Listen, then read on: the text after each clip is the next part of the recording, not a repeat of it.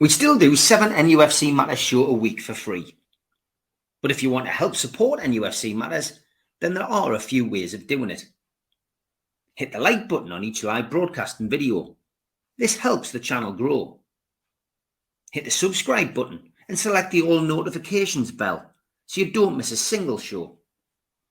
If you want to help us financially, then you can join the channel using this button with the membership starting at $1.99 a month.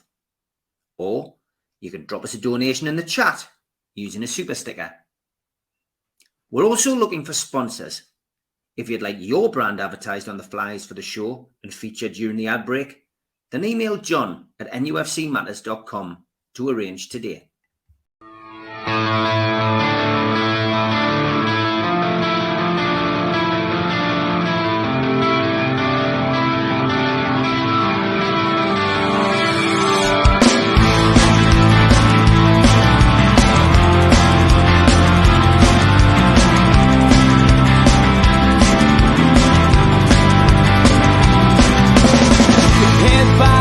Critics attack. It feels like I've been talking to myself again. But it's the only way you're ever gonna learn. You look back and it's all in the past. I'm dwelling on the thoughts I cannot say to you. If I don't say the words, then maybe it's not true. And it feels alright when they come and say to you, you're the only thing that makes us all believe. And it feels alright when the worlds collide. Manipulation stands to make us break. What's that instead coming over you? You're wishing upon a star. You're wishing it on a star. You are, you are, you are. You fight back, it's an all-out attack. It feels like I've been taken on the world's machine. Because I want it more than anyone can dream. You look back and it's all in the past. You tell me how you live by all the things you do. Well, you can be yourself, but maybe I'm not you. And it feels alright when they come and say to you,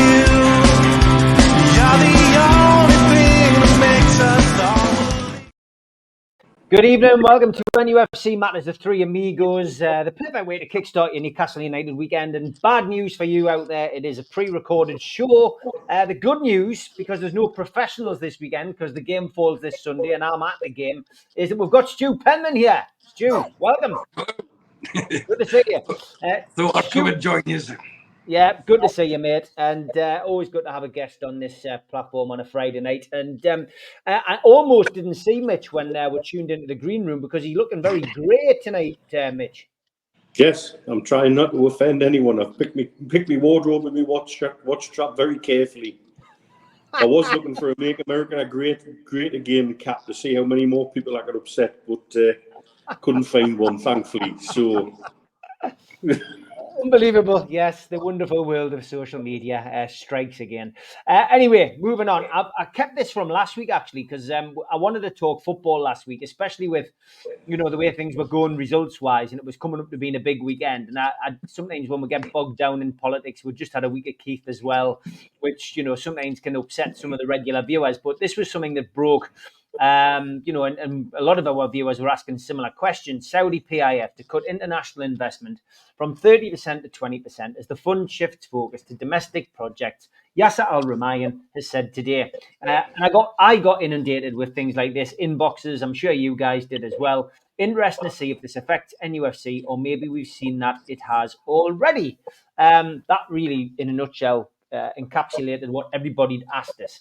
George, I'll come to you second. I'm just going to go to Mitch first on this one. Mitch, what was your thoughts when you heard that? Because again, I think we all feel sometimes that some stuff goes out and it's a bit of scaremongering, and Newcastle fans don't need much to get upset, do they? Really, when they read stuff like that. What was your thoughts on that kind of announcement? Well, if you dig into what the announcement actually is, it's about new projects and new investment. We're existing. There's already budget set for us for the next 5 years. So you can read far too much into that, for me. I don't think it affects Newcastle United one little bit. The only way it might affect Newcastle United is it might eventually shut up all these rumours of, oh, they're going to buy Inter Milan, or they're going to buy this club, or they're going to buy that club, or they're buying Marseille, or they're buying this one. That probably won't happen. But as existing investments go, we're it. And I don't see it affecting us one little bit. End of story, really. George, what was your thoughts when you saw that? It did cause a bit of a, you know. Of course it does. And you're right. There are some fans who take everything as gospel. But the other side, to add on to what Neil said, which I agree with wholeheartedly, is that do they realise the numbers they're talking about? Even if that was true, the money that's involved in Newcastle United for the next 5 years is petty cash. I hate to be that harsh, but that's it. It's un peu, as the French would say. It really is a drop in the ocean. And to think that because they're readjusting some of the things they're doing, as Neil rightly says, on new projects, not existing projects, is just taking it one step too far. Again, it's our fans getting their knickers in a twist about something perhaps they haven't picked up on or haven't read properly. I don't know. But first thing I thought was, even if it is like that, the amount that's involved with Newcastle United is a drop in the ocean, and anything they add to it would barely damage the sides of that budget. And so, no, I don't think we're being over optimistic by saying no effect at all, as far as I can see. In fact, the other way around, Neil said, next 5 years is budgeted. It's not that they're not touching that. They're not talking about that. So one step too far. Steve, as usual, with our fans, but I understand why. Don't get us wrong. I'm not playing down. I understand why fans might feel like that. Stu?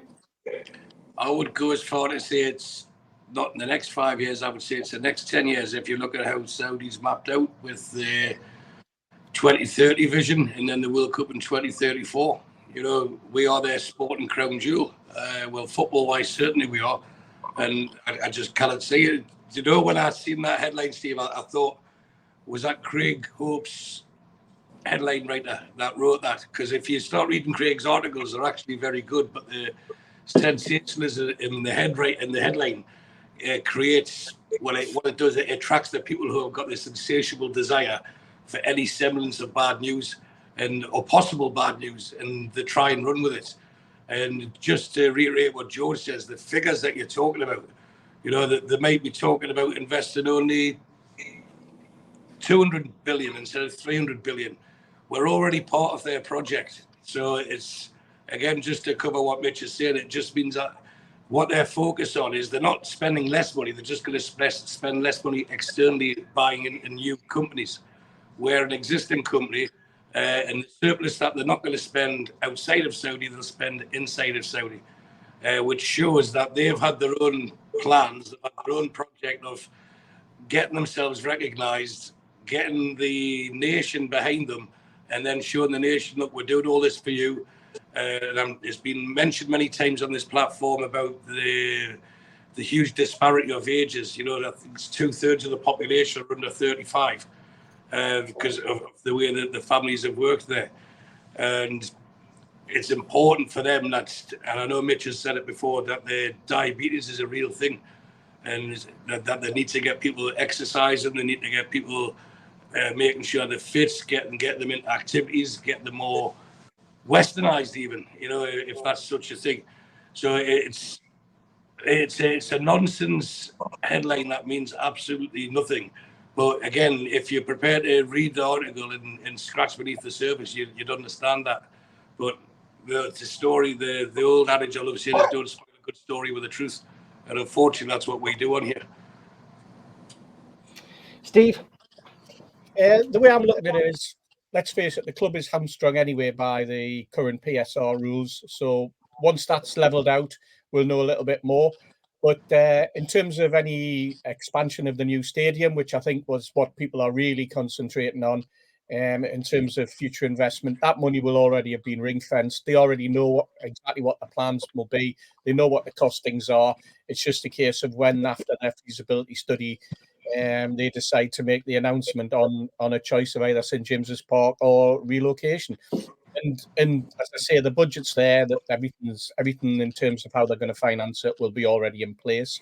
As for other investments, well, this week alone they've already invested in the WTA, the women's tennis. There's a big tournament going on in Saudi, and rightly, as Stu mentioned, it's to do with fitness as much as anything. It's also to do with encouraging girls to get into sport. And tennis is a sport that women and young girls are really encouraged to get part of. And I watched a little bit on the news last night, and you could see the enthusiasm in the young girls as they were getting the opportunity to play on the same court as the women who are playing in the WTA final. So all of these type of things, plus following the US election, I'm sure that there'll be a solution that comes from the Live Golf, and that will be that's an investment just like Newcastle United, and that will carry on forward with their working with the PGA. So there's lots going on. Yeah, they've announced a peace deal of some description this week with the US PGA, so it's happening. Yeah, exactly. So lots of things going on. And when you talk about the percentages, when you talk about the big level and the difference it makes in terms of Newcastle, I think Newcastle was something like 0.05% of all investment. So, what are we dropping to? If there was a reduction, it means absolutely nothing. It's chicken feed, but there isn't. I think everything is costed, everything's planned, and everything's in place, Steve, for as far as Newcastle United are concerned. But our big battle in terms of finances is how we cope with PSR. So that's what we should really be concentrating on, not on whether Saudi can pump loads of money in, because under PSR they can't anyway. So, yeah. Can I come back on George? the stadium? Yeah, Steve? go for it, mate. It's just that if people are wondering about the stadium, and I think that's a fair point Steve makes, even if the stadium's 1 billion, 2 billion, in the sort of money they're spending, it's hardly a heartbeat. It really isn't. So, it's not something we need to be desperately worried about. Now, just to add on to that, George, what people have to understand is because it's very easy to be critical and it's sometimes harder to support, but they're not all wealthy benefactors. They're in it to make money. It's not like a Jack Walker thing where, of course, absolutely, or a PSG where it's just it's someone's plaything. We are an investment for them. And if take the PSR that you mentioned there, everything that they could have invested, they have done. And the stadium's going to be the big one. And it's already been said that will be announced at the turn of the year. And once that's done, it'll be once and for all. The detractors will have to shut up. And I said that very politely. To put it into actual figures, a PIF investment going by the name of Saudi Aramco, and the company you may know, make $330 million a day. Yeah. Wow. That's amazing. Okay, we're going to move on, and I love it when it's a pre-recorded show because you can't tell us not to talk about tickets. It's the Amigos. The Amigos WhatsApp group has been inundated this week with interesting chatter from social media, actually, and it is the FAB Thunderbirds Are Go meeting, which brought up the topic of a proposal. A 48-hour window for season ticket holders to register interest in ticket for the game. Order all applicants by loyalty points and allocate tickets, process payments. Any season ticket holders that applied but falls below the threshold automatically entered into an away ticket ballot. All tickets distributed. So this process would need to be refined, I think, because things like families, travel groups, etc. But it's a starting point, George. They're trying to look at away ticketing, which has become a little bit of an issue. Pre-takeover tickets did sometimes drop the members. General sale, however, has increased with demand, uptake as well from corporate staff, players, etc. And it hasn't dropped to that point recently, which means that, generally speaking, most away tickets go to season ticket holders, George, which I guess does upset people. I have, however, seen on my travels, because out of us gathered here today, I tend to go to quite a few away games because of my situation these days. I can get there, but I have seen, and certainly seen on these photographs that the Chronicle put out and the club put out. It has to be said. There's often a journalist, the photographers go around and photograph the crowd. I've seen people in the crowd who haven't got the required points. Certainly haven't been going to away games since 1984-85 season like I have, who seem to be in away ends a little bit more often than they should be. But not that I'm accusing anybody of anything, but I guess that's why we're seeing things, maybe come to a slight head. And if the FAB maybe wants to get a little bit of how can I put it? Get a little bit of kudos, get a little bit of credibility is the word, Stu. Thank you. Recognition is another good word. Yeah, this is the kind of thing they should be tackling, but let's see how they do it. George, what's your thoughts on this? Well, I've got to bean me bonnet about away tickets anyway, in this notion that they can slip dud tickets in to try and catch people out. And that's called entrapment, folks. And I'm waiting for a rich fan to take that up with some lawyers. But I don't want it to sound over that I'm over the top with ticketing, because I know how generous the people in the ticket can be with my ticket because of my eyesight.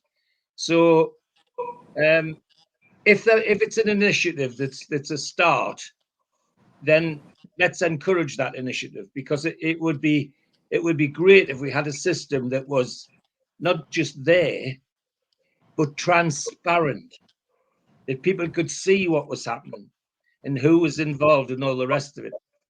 As to your point about seeing people there that it's questioned whether they should be there, that doesn't bother me at all. Obviously, if you know them, they're obviously keen Newcastle United fans, and surely that's what we wanted at the games for Newcastle United.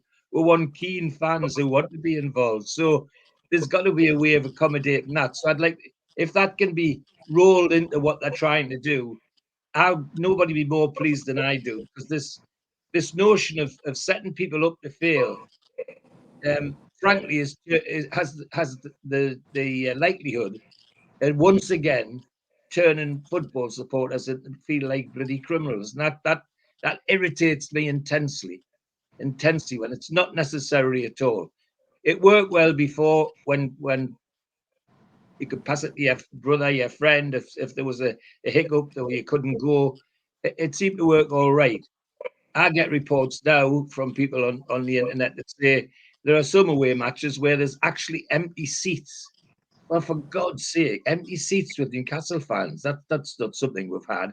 So if it's a scheme that looks like it's got some merit, needs some refining, and the FA can get involved, and the word you use is a good one, Steve, get some kudos out of it as well, because they haven't got much at the moment.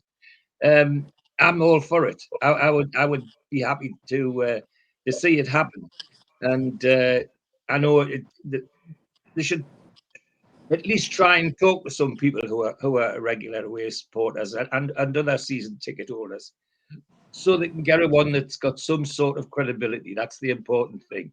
And the big word for me is transparency. Let's see who's doing it, who's organising it, and who gets the tickets. That would be ideal for me. But yeah, good idea. Let's encourage it. All right, Mitch, thoughts on this ticketing scenario? As ever was the problem. It's a topic me and Mr. Hasty have been talking about for what seems like over half a lifetime, in one form or another, with one group or another, with one fans forum or another.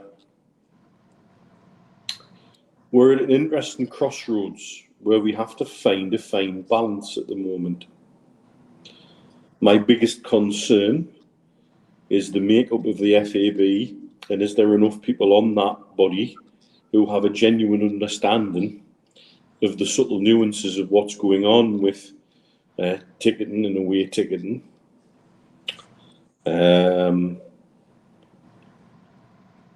There's never a perfect system. Somebody's going to be pissed off somewhere, unfortunately. And it's very difficult. What the point my dad makes about the way it used to work is quite right.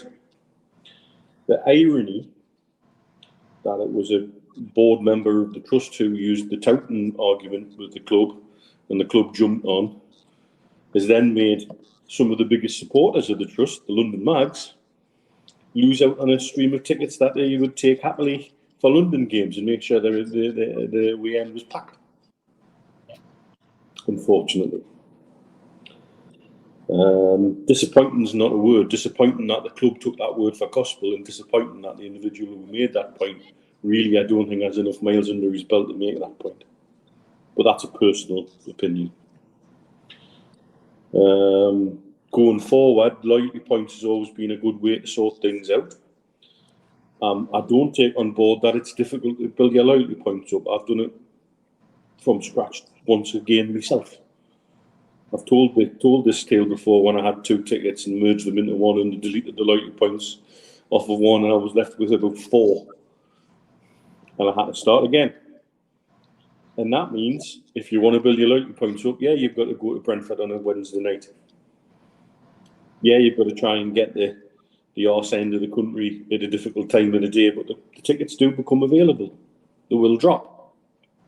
And I'd love to see an analysis of what they've dropped to even this season. Seems to be an entitlement amongst newer fans. We want tickets. We expect tickets. And yet also the club has to recognise that to grow our fan base internationally, to be much more than just the biggest club in Newcastle, we've got to find a way to be able to attract, and I know people don't like this phrase, tourists, holiday makers, football tourists. There seems to have been something go sideways in the last couple of seasons with allocations of players' tickets and staff tickets. Some of them slipping out onto sites, and some people have had their arses kicked as a result of it, quite clearly. When certain individuals turn up with tickets, it's quite clear where they've come from. To me, you don't need to be a rocket scientist. I find that disappointing, but I'm not surprised. It's part of the balance. It's a very delicate balance, keeping the new and the old happy at the same time. What the club have done by shutting out people like NUFC and declaring them as not democratic, they're shutting out a voice. They're shutting out a group of people who've got experience, who've got knowledge, who've done the hard yards, who've been there. These are part of the groups of people you should be engaging with. Because I reckon 7 times out of 10, it's lads like Darren Curry, like it or not, who will be solving problems for people long before they get anywhere near the box office. Yeah. I would like to know how many problems me and Steve have solved in our time at the Trust for people, and to make sure that things never really became a problem and the box office never had to touch it. And I know there's people inside the club still don't like us for one reason or another. But will still, all of we would still take up the cause for a fellow fan for the betterment of Newcastle United. That's what it's supposed to be about. It's so difficult. Like I say, you're going to disappoint somebody somewhere always. You're not going to find a perfect system. But there has to be better ways than what we've got at the minute. It's quite clear from pictures at away ends of last season in particular, there were at times half a row missing. And yet we're told it's sold out. How does this work? And even if it was, say, a bus broke down and 25 people couldn't get, but somebody passing took the tickets off them in a car and could distribute them to the ground and get people in, that used to be able to happen, it can't now. And so there's loads of issues that need ironed out within this. It's complex. It isn't just as straightforward as saying, oh, well, 90 points, 90 points, 90 points. I get that the club have to grow. We'll have to grow our fan base. We'll have to give supporters who are more recently attached to the club opportunities to go to games home and away. But while the system is cockeyed and flawed, and people don't seem to really want to listen to the people who could give them the best advice, we're going to go around in circles until that happens. You're on mute, mate. Mute, Steve. Lots of noise going on in the background. Yeah. Thoughts on this, Stu? What's your thoughts on this ticketing scenario that's been developing this week on social media?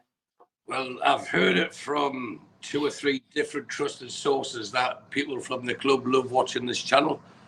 Well, I don't know if they love watching it, but they watch it for a reason, and it's to try and catch us out, to try and use it against us, where really the word that Mitch used there was learn. Maybe they should listen to learn rather than listen to cause problems, because what you've got here is 5 lifelong supporters of Newcastle United who have the club's the best, in our heart. We want the best of the club. But because I've lived outside of the UK for a long time, I am on the outside looking in. But this is, again, it's just my opinion. But the more that the club claim to simplify the ticketing process, the more it gets confused and protracted. And to me, it reeks of making sure they have looked after their own and the chosen few. And that's what causes the angst. That's what causes the anger. That's what causes the bitterness. That's what causes the division. Because there's people who didn't have season tickets traveling to certain games that you would have to have been going to away games for probably 10 years to get a ticket for. But as George says, by the by, but if you're going to make it for one, you're going to make it for all. And it's like, for me, certain people appear to be very fortunate in the ballots as well. And certain people, not many so. So I'm going to run with the word that George referenced a couple of times there, which was transparency. And why don't they? Why don't they make it transparent? Why don't they? Same for the home tickets as well, by the way, because people enter ballots for the home tickets and you see it, you hear it, you've got friends in it. There've been 0 success rate, or 1 in a season, or 2 in a season. But they're that scared to give up the membership in case they get that ticket. And that, to me, is emotional blackmail. Yet you get other people who are getting 6s out of 7s. Maybe they should use the tombola Chelsea used for their team to actually make it fair to pick tickets for the fans. It's for me, I think it's quite simple to avoid anyone casting aspersions, any conspiracy theories, to say, right, this is how many tickets we've got available for this game. There's 3,000, as an example. And we had 18,000 people apply. So in the next 48 hours, you've got a 1 in 6 chance of getting a ticket. You'll know about it. If you weren't successful and you weren't apply again, you'll be in the draw for the next one. Not the same people getting the same tickets time and time again. Give everyone a chance, because everyone pays the same membership money. And for me, I just think it can be simplified, and it's just to make it make sense. And going on the fact that is, I could hear Mitch, but I couldn't see him because he's just like blended into his wall, hasn't he, with these colours. But the reason for that being is he wore a watch that had a strap on. I shouldn't have said it that way. That was to celebrate the UAE Flag Day, which is a big thing in the United Arab Emirates. And unfortunately, there's a lot of flags with the same colours in this region. So Mitch gets accused of that. He then wore a football shirt last week and gets called, he might as well have just been called a Nazi or a Hitler lover or something. And he started thinking, are people just really wanting to complain about the sake of complaining? But tickets are a real thing. But you know what makes it worse? Mitch sticks some socks down his budgie smugglers, walks on and off, and gets loads of plaudits for it. I mean, how make it make sense? You know what I'm saying? He wears the watch, gets criticised, gets these swingers who everyone thinks is brilliant. But with the tickets, just make it transparent. Let us know how many are available. And if the players are taking more, they will, because there's a lot more international players now than there was 20 years ago, 30 years ago, 40 years ago. And these people have got families. We'll use Bruno because he's probably the most famous player in his famous family. But I don't think any fan would begrudge his dad going to the game, or his wife, or Joe Linton's wife, and they're travelling to away games. No, I don't think it would begrudge that. But just make it clear, the players took X amount of tickets. The staff had X amount of tickets. The people who have the corporate boxes, these are the people who are putting the money in, whether we like it or not. They've taken that many tickets. The season ticket holders have got that with that many points, because they just tell you this is how many points are you're allowed to apply with. They don't tell you how many tickets are there until the very end. And it's that's what I said at the start. It makes it feel like they're hiding something. And if they're not, I'll go back to the original sentence. From the outside looking in, they're trying to claim to simplify it, and they're not. And it does reek of, it creates suspicion when possibly there shouldn't be suspicion there. And if certain podcasters, if certain YouTubers, of certain whatever, get given a free ticket, fair play to them. You know, they've greased the right palm, they've kissed the right ass, and that's up to them. But I'm talking about the average fan who wants to go to the games, who used to go to the games, and is still willing to go to the games and being shut out, because this is dangerous. Because we've talked about it before about the young people not getting in because the season ticket shop is closed, and they'll find something else to do with the money. But if their dad, for example, or their mother, who used to go home and away games, can't go to away games now, they become that little bit disillusioned with it, and they find something else to do with the money. At the moment, the Newcastle United are riding the crest of a wave, but you shouldn't bite the hand that feeds you. And I just think a bit more transparency, a bit more openness, a bit more honesty. This is how many tickets we've got. This is where they've gone. They might get a little bit of a kickback for the first couple of weeks, but at least, you know, there's things I say to people at work, and I say, you might not like what I'm going to say, but you'll appreciate it's the truth. And that's what they need to be doing. Not like saying, oh, well, you missed out. Why did I miss out? What chance did I have getting one in the first place? But the reason for me they won't do that is they might have, I don't know, 50,000 members on top of the season ticket holders, and you've got a 1 in 20 chance. And if people were aware of that, of getting tickets, maybe they wouldn't bother with the membership in the first place. And that stops the money going into the club. But you can't have it both ways. They can't want everyone to have a membership and not let them know how often they can get tickets or what their chances are. So rotate it. That's maybe another way of looking at it. Sorry, went on a bit there, but no. Listen, and I know people in the chat, because we're not live, will be going absolutely bonkers. Tickets. But it's an important thing, and I'll touch just before bring Steve in, just on something you said there about, you know, and Mitch has mentioned people watching. And listen, the club monitor all the podcasts. We know that, and fair play to them. They've got to do that. They've got to make sure that people are doing things correctly. At the end of the day, this is NUFC matters, but we are making a comment about Newcastle United, and because we live in a free country, we've got freedom of speech. We're allowed to say what we want within reason. If we do say anything which is out of order, then you know we need to be addressed for that. But we are very sensible on here. We always give an honest opinion, and I think that's why we've managed to build up such a subscription. We are a little bit different to the other podcasts. You've got to be to have the kind of following we've got. We are for the over 40s. And essentially people who've been there, done it, got the t-shirt. There's a lot of people who watch this channel as well as who take part in it, who are old campaigners, as we've already mentioned, people who have stood up for their rights as football supporters, but stood up for the rights of the football club, i.e. Newcastle United, when times were a lot worse. And they have been a lot worse, which is what some of our younger supporters probably need to focus on. You know, there has been times which, you know, have been a lot worse, when we were struggling in the old second division, which is the championship for the millennials, and you know, we ultimately had to do what we had to do. You know, I've lost count of the number of times that we've met together at the Labour Club or the Irish Centre and fought for, you know, the rights just to be heard, or for communication from the football club. So, you know, the fact that the club watch this and probably aren't happy about some of the things that I said, I completely understand it.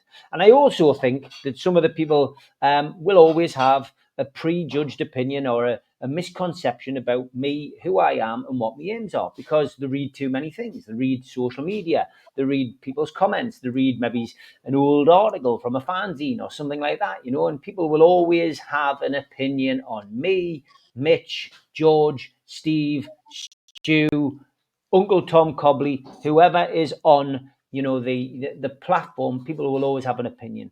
We've had ups, we've had downs, we've had people come, we've had people go, and that's just life. That's what happens, and that's what happens on podcasts. But what I will say is it very rarely affects us, and if it does affect us, if one of us gets a bit down, if one of us gets a bit upset, if one of us gets in, you know, a bit of a dark place, because it does happen, we're only human, then you know what? We've got a cracking network of people who we can sit and talk to, or who we can message, or who notice the signs and who reach out. And we all need that. And, you know, that's why NUFC Matters has become such a wonderful community. And I know I keep saying, and I say it quite a lot, and people go, "Oh God, you're not going to chuck the podcast, are you?" You know, I do mean it. I will wake up one morning and just go, you know what, I'm not going to do it anymore, and that's my prerogative and that's my choice. But at the moment, I enjoy doing it, and the lads enjoy doing it, and you know, God, we've lost so many people as well. We've lost people, you know, who've been part of this platform. You know, when we do Geordie's here, Geordie's there, they're all there for you all to see. You know, some people who weren't, you know, Stu, for example, you know, Bruce Out, who, you know, wasn't even on the platform, was just in the chat. You know, there's a photograph of him up there. But you know, I'm not gonna name check them all, but you know who they are. And you know, from my perspective, you know, that's sad, because we've lost those people, and we're still their voice though, because you know they've still got families who they left behind, who, you know, had to get involved in the mad old world of Newcastle United. But my take on the tickets thing is, there is something that needs to be done. We're at a crazy situation at the minute. We're in a situation, and the club should be aware of this, that me, Steve Wraith, has nothing to do with any fans groups. I have stepped back. Steve Hasty isn't involved, with the exception of the food bank, which isn't a fans group. That is something completely different. The rest of us have got nothing to do with any of the fans groups. We don't represent them. We don't talk for them. We don't work for them. We don't go to their meetings. We've got no interest. We didn't put ourselves, with the exception of Mitch, nobody put themselves forward for the FAB, because, you know, I've been there, done it, got the T-shirt. I was part of the fans liaison committee. I was the fans liaison officer. I know it's a pointless exercise. I know it doesn't work. What frustrates me at the moment about the club is the fact that we've got a supporters trust, which I used to be a member of. I'm not going to go into that. You can watch Fans Disunited, you know, on this channel for that. We did a whole series on it. And, you know, I just feel that it's a talking shop. I think the Newcastle United Supporters Club is more beneficial, but because it's not got the same, you know, it hasn't been set up in the same way as the trust, and because the Premier League don't have to talk to the Supporters Club, that's why we're in this mess. That's why we seem to have one group supporting one set of fans and one group supporting another, and that's the way that everybody likes it. That's how politics works. That's how, you know, divide and conquer. So we've got two big groups. The Supporters Club's a well-run group, bunch of good lads and lasses who we all know. We know a lot of the people involved. On this side, you've got the Newcastle United Supporters Trust. Lots of good lads and lasses on there as well. Some people, of course, who we know who are involved with it, who maybe we don't see eye to eye with or have disagreed with in the past. None of us completely dislike each other. We just have opinions on each other. You've got those two groups. And in the midst of all that, we've also got the FAB now, who's come in, who, you know, we've all got opinions on them. I'd even suggest you've got War Flags, who are brilliant, yeah, and have got their opinions as well, who I guess have got the ears of the club. Chuck into the mix that you've got all of these different podcast channels. Probably, I don't know whether we have the record amount of podcasts for a particular team. I doubt it. I would imagine Man United's probably got that. But, you know, Newcastle's certainly up there. You've got so many different opinions, and we're never going to get anywhere with that. And I'll use Mitch's phrase before I hand over to Steve. It's just like herding cats. Before Steve starts, I just want to say the club are trying to do so many right things, but they do the simple things wrong. I think we all received an email the other day about We Are United Supporters event. I'll put myself forward first. Yeah, well, that's great. It's on Wednesday, the 20th of November. and it tells you the times it starts. Now, apparently, I'm living in Bahrain. I'm 3 hours ahead of the UK. Mitch is living in Dubai. He's 4 hours ahead of the UK. But if anyone wants to check the email, which I'm looking at right now, the time in Riyadh, which is my time, it now starts 4 hours behind. And the Dubai time is 5 hours behind the start time instead of being ahead of the start. So they need to be able to actually tell the time. Basics. Yeah, just little things like that. That maybe it's like instead of being 10:45, they wrote 1:45, and they've got themselves confused. But it's trying to rush it and just little mistakes like that. Because imagine, hopefully, people who watch this on Friday on the Amigos will be able to look at it and think, do you know what? I would have tuned in at that time. The international supporters, who the club need, and then they'll be staring at nothingness. Yeah. That again can cause annoyance that doesn't have to be done. So if you're watching, well, I know you're watching the club, please just resend an email. It shouldn't take that much to change some times and then press send. Unless they're going to do 5 or 6 different events. I presume it's the same events where everyone gets access to it, and they've tried to be helpful with the time zones, but they've got it all hot. And that's just little things like that causes frustration. They did something similar with an international meeting the other month where guys in the States had taken time off work and they'd cock the times up. Yeah.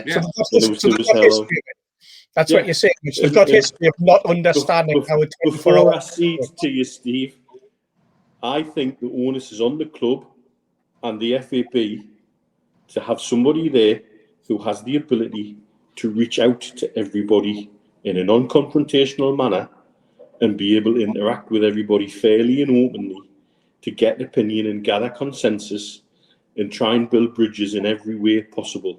And I don't see anybody there who's got the ability or the nous to do it. Okay, interesting stuff. Steve, we'll come to you. I might have to go into the darkness at some point because I've got to have some food and I'm not going to sit and eat the food whilst I'm doing the podcast. I'll still be here. But I know people do get a little bit worried when I go off into the darkness thinking I've had some kind of hair transplant or something. Steve, what's your thoughts on what we've talked about? Well, the big question was obviously the ticket, and that's what we're talking about. It's where we started. This suggestion that you mentioned for the FAB was brought forward, I think, over a year ago at a ticketing event. So it's been sitting there for well over a year, and it was brought by NUFC. So it's not something that has just appeared on Monday before the FAB meeting. The question that would lead from me is, why wasn't it followed through from the ticketing event into a general discussion and then up to the FAB, which obviously it hasn't. We don't. I just looked on here that according to the club website, that's all we can take it from. According to the club's website, they've only had 2 FAB meetings, one in February and the other one in May of 2024. So this is going to be the first FAB for 6 months. So there's within that period of time, there's been plenty of opportunity for this to be discussed internally among FAB members, so that when it comes to the football club meeting with everybody, because we were told that the FAB would meet externally every month, there was the opportunity for them to do that, each member, where they could get a consensus among themselves on what they were bringing forward. What you don't get is an agenda. There's no published agenda, so people like ourselves don't have any idea what the FAB are talking about until after the minutes have come out. That's the next sort of situation. The third situation is, we mentioned it was brought by NUSC, and NUSC don't have a seat on the FAB. Now, I know people are going to say I'm sounding critical here, but remember, I was one of the founding members of the NUST. NUST have 2 seats on that. Why? Why do they have 2 seats and all the other organisations have 1? That's my first question. Why do the Disabled Supporters Association, NUDSA, only have 1? Okay. Why does the United with Pride group, why do they only have 1 when NUSC and NUST have 2? Now, obviously, we're saying that the club don't necessarily have to, because of the Premier League, they don't have to speak to NUFC. That doesn't mean that they don't speak to them. There's no, just because it's written in some sort of rule book that they have to talk to a supporters organisation. It doesn't mean that they are not allowed to speak to other supporters organisations. It's up to the club. And if I was on the NUFC board now, I think I would honestly be saying we've got a great organisation that sits alongside us, fellow fans, that are not getting any representation. Why don't we suggest to the FAB that one of our places goes to them? And why don't we vote on it? Why don't we vote on it and as a group, and then turn around to the club and say, we've decided that we think one of those places that NUST has should be given to NUSC. To me, it's a logical thing for them to do, because they only need one person sitting there. They don't need two people. Is it so bad that they need two votes on the FAB to get something through? Is that what it's about? I can't get my head around that. Where's Steve gone? Where's Steve gone? He's got very space. Oh, I was very. Hey, Stu, I have to put up with that for 2 hours when I do me. Those were the days. That's how long he takes his tea. That's because I'm usually in bed then, Joe, to go for a lie down and a sleep. So you see where I'm coming from. There's a solution there. There's definitely a solution there. And the very fact that the ticketing situation that we're talking you know about, more than me, but could they not just add an extra chair and everyone shuffle around a bit, or is there just a restricted amount of seats? No, they could. I mean, it's a big room, Stu. It's a big room that they have the meeting in. Well, put up with a simple idea, like we'll just stick an extra chair on the table. Well, you could, or genuinely, NUST could turn around and say, we don't need two places. We think constitutionally it would be, and morally it would be a good idea to give up a seat to NUSC and listen to what they have to say, especially when the vast majority of things that get brought forward by fans are, at the moment, from what I see on social media, the ideas come from NUSC, where the discussions are being had. The discussions on ticketing are being had by those lads and by those lasses in that organisation. They're coming up with consensus. They're coming up with solutions. They're coming up with ideas, and they're taking those ideas on board, and then they're going nowhere. And I think the club owes them something in terms of the work they do. And as I say, the vast majority of things that come out in the workshop that I've spotted are from people who are part of NUSC, because they genuinely want to have solutions to some of these problems. They want a solution to what happens with young people who are no longer able to pick up the loyalty points because they can't get the games. They're worried about where we're going to be in 10 years' time, 15 years' time. You know, the length of time it takes to build up and that type of thing.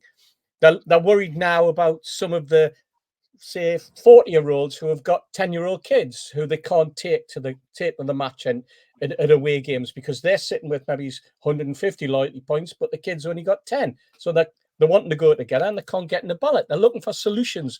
They're wanting to have these discussions. They're wanting to lay out the problems to the club and for the club to be proactive in listening, not just taking a flip chart, writing it on a flip chart, and then somebody walking away from supporter services and nothing happening, because that's revert back to you.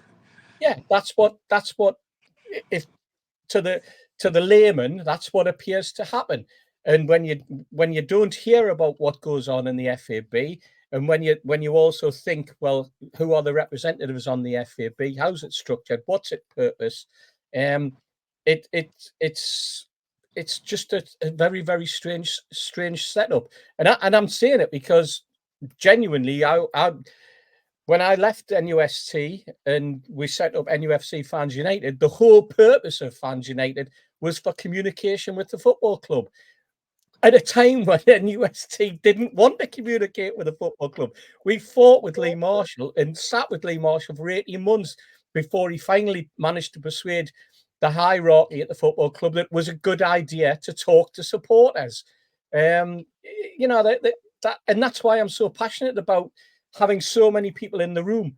That's why when NUST got thrown off the fans forum, that I said every single game, can they come back on? Every single meeting we had, any chance of bringing them back on, and we were told no. Even though I didn't necessarily, I wasn't happy with the way that they went on, but I also wasn't happy with the fact that they were kept out of the reckoning for so long.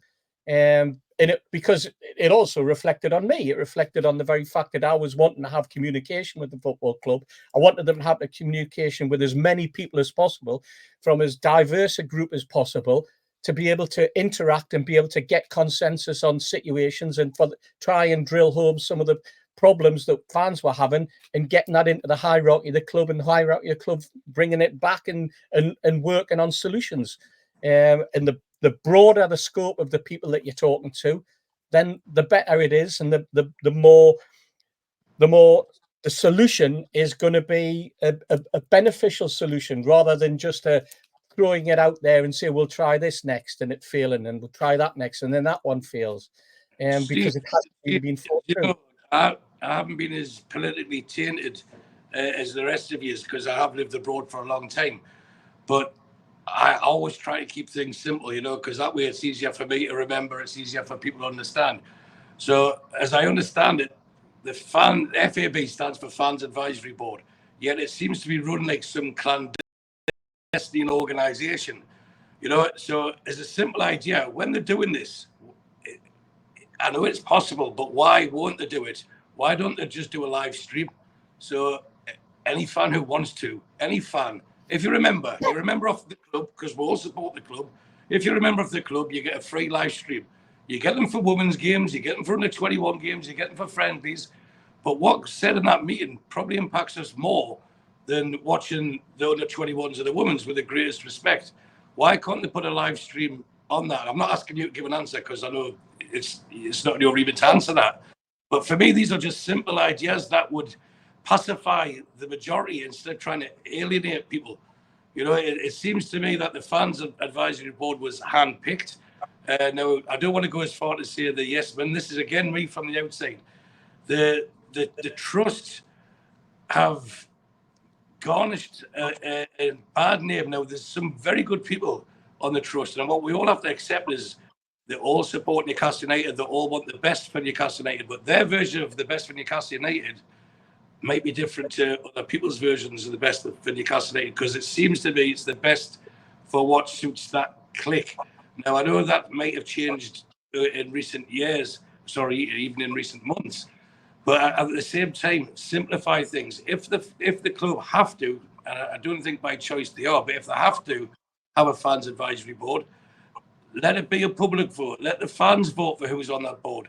And then let the fans see what's been said in these meetings.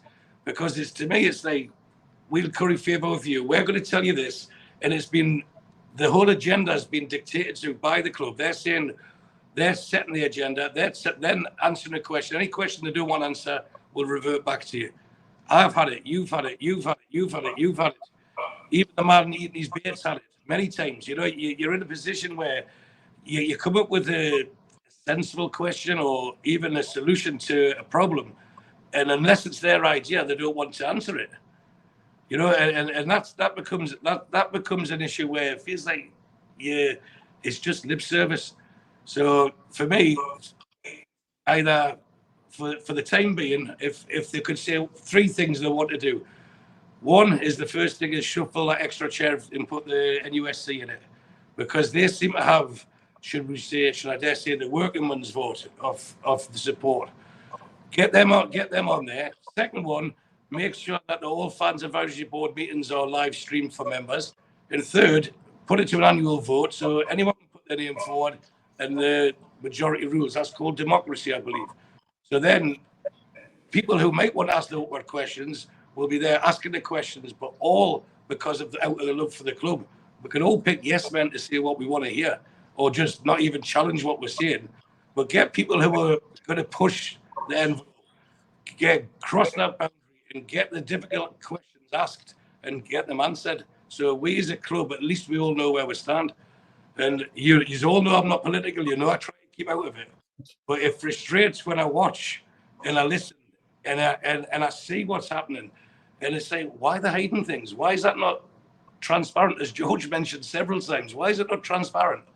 And that's what makes people suspicious, and it shouldn't be like that. We're in a very good era of this football club on the pitch, and off the pitch, it's not far behind, and it's easily fixed, but it's like they don't want to. And that's what causes the frustration with most people. They don't seem to want to fix it because it doesn't suit them. Interesting stuff. One of the things that's always stuck with me, if we go back to when me and Steve were pushing the formation of the trust from the original NUFC that we formed, was that when we went out to Berwick, Darlington, Towlow, Haltwhistle, Percy Main, Forest Hall, you name it. When you speak to Newcastle fans, even when you disagree, if they feel like they've been heard, if they feel like they've had their say, no matter what the outcome, they seem to be able to make their peace with that if they feel like they've been listened to. And that's one of the biggest frustrations we have at the minute. Yeah. Is this, the barriers to communication that still seem to exist. One wonders how much of this is again leftovers from an Ashley era where the perception was fan versus club. Yeah. Not fan with club. And that there's still people involved in decision-making processes that are of that mindset. And that's not a criticism of them. It's a criticism of the situation. And that situation hasn't been allowed to change for one reason or another. And I think that's one of the most frustrating things for me, is to see people, the amount of people who reach out to me, ask me opinion, which I'll always give fairly. And again, they might agree, they might disagree. But whenever people feel like they're being heard out, they seem to be able to make peace with that. And that's something that's missing at the moment for me. It's a lack of dialogue. It's a lack of dialogue. Yeah. That's the whole top and bottom of it. The road shows that happened in the past don't happen anymore. The supporters organisations are not out there on the road. The trust are not out there canvassing opinion, canvassing thoughts. They're relying on social media. They're relying on people to sit down and do emails and communicate on one-on-ones, and that's fine if that's the way they think that they want to operate. That's great. The way we did it was to go out and face up and listen to and hear from fans directly, and hear from them in an environment, in a room where one person said something and then everyone else then chipped in. You then suddenly develop a consensus on that subject.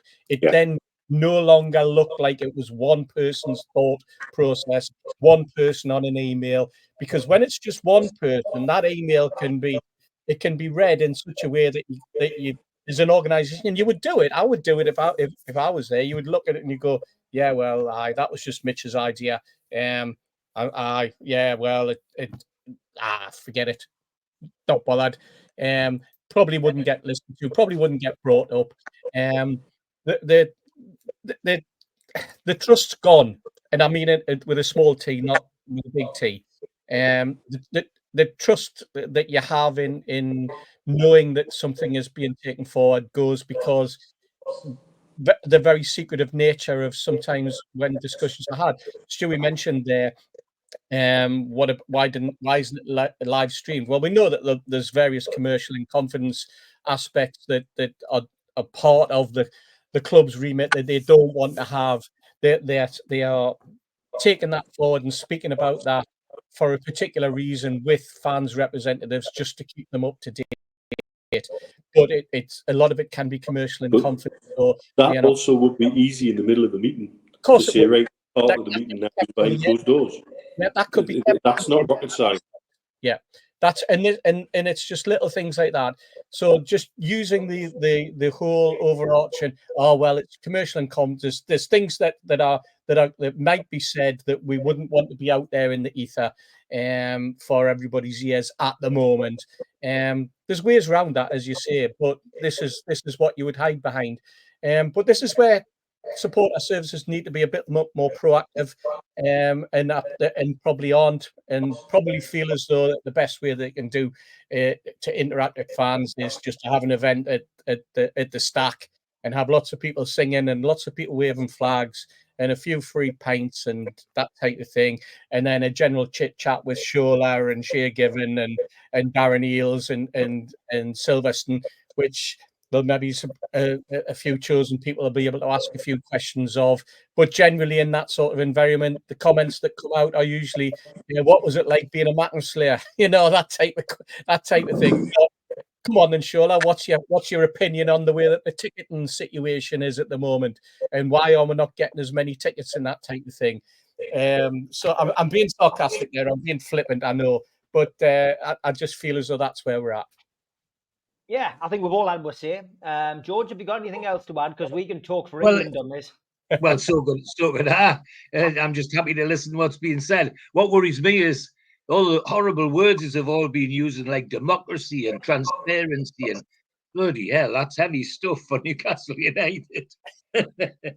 It is. I can hear a collective groan going around in this chat, though, and it's we're pre-recording this on Wednesday, so yeah, I'm going to give you a little break from it, and we'll talk a little bit about football. I can hear some people now going, "Hooray! Let's talk about football," including the lads.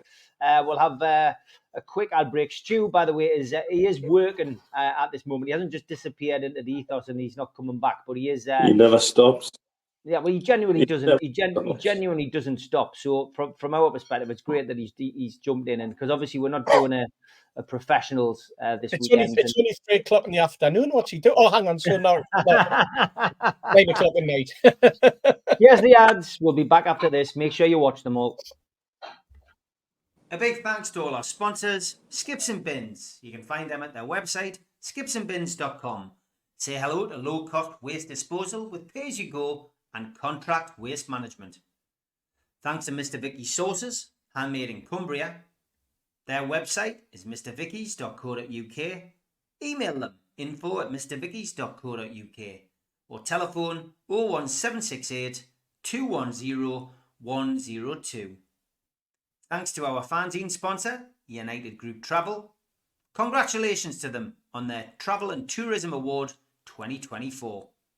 2-crew driver and courier, local family company, 3-star plus quality hotels, no interchanges. All excursions included. Find them at their website www.unitedgrouptravel.com. Email beverly.ugtl@gmail.com. Telephone 01670 632 460 or mobile 0791 666 4174. Just £30 per person deposit. There are no strangers on our tours, just friends you haven't met yet. Thanks to Media Arts for all the help with the technical side of things. And don't forget, we are also available as a podcast on iTunes and Spotify and other podcast providers. If you get the time, please hit the subscribe button. It does do us a big favour. Hit the like button, which is the thumb under the video. That helps the channel grow. And click share to share to your other social medias. You can also hit the join button and become a member. Some dates for your diary. In aid of Newcastle Cat and Dog Shelter, the Long Sands play the Clooney. That takes place on Saturday, January the 4th, 2025, with support from Lilac Lane and the Chris Norris Band. Tickets pre-sale are £15 from newcastlelegends.com or from the venue direct. Peter Beardsley will be doing a talk-in at the Tyneside Irish Centre. That takes place on the 10th of January. Tickets are £30. VIP tickets are £60 and you can get them from newcastlelegends.com. An evening with the entertainers takes place at the Tyne Theatre and Opera House in Newcastle on the 24th of January. Kevin Scott, Steve Watson, Steve Howie, John Beresford, Rule Fox, Peter Beardsley, Rob Lee, Keith Gillespie, Liam O'Brien, Darren Peacock, Paul Bracewell, Lee Clark and Killer Kill Klein are all going to be there with Gibbo, and you can get your tickets from the box office 0191 243 1171 or the website Tyne Theatre and Opera House.uk. Lee Clark will be at the Gateshead Leisure Centre. That is on the 31st of January, and tickets available from the Leisure Centre 0191 250 5066. Les Ferdinand will be at the Newcastle O2 City Hall the 6th of April 2025. That is a 12 o'clock start until 4 p.m. in the afternoon. Tickets available from ticketmaster.co.uk. And Will Scott's book on the Entertainers is out now. £18.99, over 380 pages, and a lot of unseen photographs. You can buy that book now from newcastlelegends.com. And we do have some fanzines remaining. If you want to buy an NUFC Matters fanzine, issue 1 is still available, again from newcastlelegends.com. And please take your time to flip onto our other channel, The Word on Blake 7. Please hit the subscribe button and help that channel grow. Okay, welcome back. Just a quick note on the fanzines. We've got 10 left. There was always going to be some surplus. I had to have some in supply in case some went missing in the post. So we've got 10 left. So we're selling them individually on the channel. If you want to drop some money in, that would be fantastic. And the book is doing really well. It's now available. If you're not very good at online technology, go to the back page. And you will be able to buy a copy in the back page. Got 4 shops now. Opened another one in Cramlington recently. One in Cramlington, one in St Andrew Street in Newcastle, one in Eldon Square in Newcastle, and of course the one in the Metro Centre. So I think Mick will have got the book spread far and wide by now.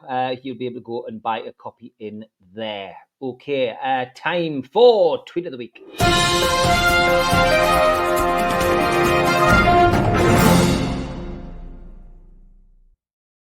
And I've got to say thank you to everybody who clearly recognises my talent as a singer, because I've been inundated this week, as many of you know. I like to have a sing-song on a Friday night. And even though we're pre-recording this on Wednesday, nothing stops you guys sending these things in. So thank you, Gary. My pet mouse Elvis died today. He was caught in a trap. There was no way out. This one, I had to take my pet lizard to the vet for a sedative because he's afraid of the bangs from the fireworks. I now have a much calmer chameleon. Lord. And last night I had a horrifying dream that disco was actually making a comeback. At first I was afraid. I was petrified. And this one, Vladislav, baby, don't hurt me. Don't hurt me no more. Oh, God. And when you go camping with a group and forget the toilet paper, all the leaves are brown. Yeah. And Mitch's t-shirt is grey. Get on, mate. Give it some welly, says Stephen Kennedy. Clowns to the left of me. Jokers to the right. Here I am, stuck in the middle with you. Oh. Brilliant stuff. Anyway, Gary moves us on from the singing. He says, please don't speak Italian to the goat, is what this sign says. Oh. And this is what happens when you get carried away pulling off that little piece of skin on your finger. And this has driven Gary mad. He says, I'm losing my faith in humanity a little more every day. For sale in the outdoor shop, natural outdoor rocks for $9.99. Yeah, me. That's the kind of thing Del Boy would sell. Isn't it? We're going to talk football in a minute. I bet you're all happy about that. Arsenal were in town at the weekend, and watching Arsenal is like watching Netflix. You always have to wait for the next season, says Patrick Evra. Brilliant. And just because Halloween's over doesn't mean you can start singing Christmas songs. Very good. Warning to you that. There's a few people starting to sing them. And Jimmy Moore kickstarts the Star Wars section of this one. Only Star Wars fans will see it, he says. Very good. Post the Thai fighter there. Thai And Soda Pop Kid, thank you for this one. Yeah. Tweet of the week. And Fashion Faux Pas for a Stormtrooper there. Bring me Solo and the Wookiee, says this chicken. Oh, that's good. It's very good. And he says this one as well from Des. No way, you tell him, he says. Darth Vader got his cape tagged into the back of his pants. Here's a dog going Star Wars crazy. A cat, sorry. Oh, that's Very good. And another one from Des. Nice one. The at having a little trip to the vets. I feel fat. Tell me something that lifts me up. A forklift. Follow for more expert marriage tips. Moving on from Star Wars to Star Trek. We haven't had one of these for a while. Mick Mullane. It's a lot of words, Captain, but they don't make any sense. Put it on screen. yes. And I thought Batman was coming to save the world. It turns out it was a horse. And you've heard of Planet of the Apes? Here is Planet of the Vapes. Me. And this one bamboozled Jimmy this week. Cuttlefish isn't a fish. Starfish isn't a fish. A jellyfish isn't a fish. Silverfish, not a fish. Shellfish, not fish. Seahorse is a fish. Yeah. Thanks, Jimmy. Makes perfect sense. And if you use one of these back in the day, says Jimmy, chances are that you're immune to everything. Oh, Good to see the Viagra deliveries on its way. Hey. The And driver's up anyway. Ian Hull, I'm at the scene now, Sarge. It looks like someone's dropped a clanger. Got to be a millennial, before millennials to know that. So what's the problem here then? Well, doctor, a wolf bit me. Where? No, just an ordinary one. oh. Oh, Picture here, lads. A fork in the road. Yep. And I've just realised He-Man had friends named Fisto and Ram-Man. He did as well. yeah. And if Daniel is Dan and Kenneth is Ken and Samson is Sam, what is your name in 3 letters? The replies on this included these two, Cowan Chetty and Asar Sawiti. Weren't very happy with that game. My wife yelled from upstairs, says Alistair Beatty, and asked, do you ever get a shooting pain across your body? Like someone got a voodoo doll of you and they're stabbing it? I replied, no. She responded, how about now? A photo of 2 bins here. I'm not sure why they're relevant, but I'll show them anyway. Thank you for that. And tea time in Yorkshire from Stephen Kennedy. Daley Thompson, Tessa Sanderson and Steve Cram are all around at Seb Coe's house for tea.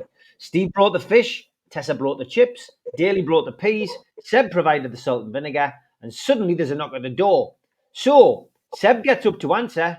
Who is it? Asks everyone in unison. It's Fatima Whitbread. Oh, Caught the end. Cooking book You for just blank your screen again now. cooking book for Christmas. Cooking DVD, Scary Fanny. Some Halloween tips. Signs. Oh, here we are. We're into the signs section. Caution, lonely shepherds. An interesting street sign, fingering steps. And there is a town in Norway called Hell, and during the winter it freezes over. It's fact, yeah. It's a fact. Another sign. Unfortunate place for the woman to stand. And Viz, often the provider of some great humour. Funny old me, just seen my cheeky kidney bean shaped pond on Google Earth. This one, 5 bananas. Really? Is it any wonder that the education system in this country isn't what it's supposed to be? And chocolate comes from cocoa, which is a tree. That makes it a plant. Chocolate is a salad, lads. Fair play. Great logic. James loved this. Once refed a game where Steve Hodge was manager. He claimed for everything. After the game, Steve Hodge, referee, I have to say I was disappointed you didn't award us a penalty. Me, Well, Steve, I'm disappointed you didn't bring Maradona down on the halfway line in 1986. Blockbusters, we all remember that from our youth. I'll have an E, please, Bob. And it was this moment Cindy knew she'd have to save up for a car. Any of you who visited the new Newcastle United store would have seen these shirts hanging up. Paul Emerson Ryan posted on our group, great to see my granddad's match-worn NUFC shirt in the new club shop. Very happy lad today. Nice. Very nice. Yeah. Lovely touch, that. So I got a toilet duck, but it hasn't made any cleaner, and it just bites anyone who wants to use it now. Oh.